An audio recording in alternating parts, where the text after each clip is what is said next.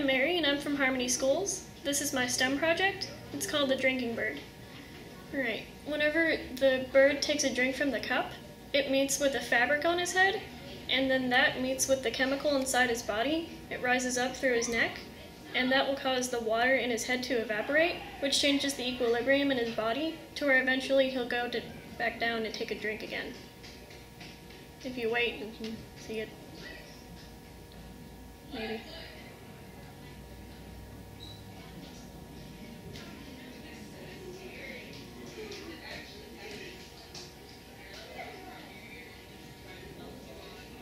Yay! And that's how it's done. That uses torque and center of mass. And that's it. Thank you for watching Harmony Schools.